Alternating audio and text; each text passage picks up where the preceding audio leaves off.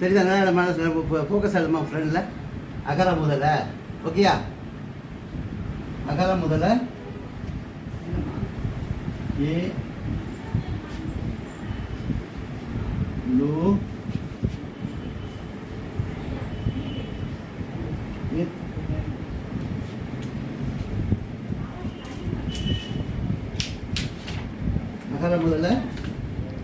அகர முதல்ல ஏழு இத் ஏழு இத்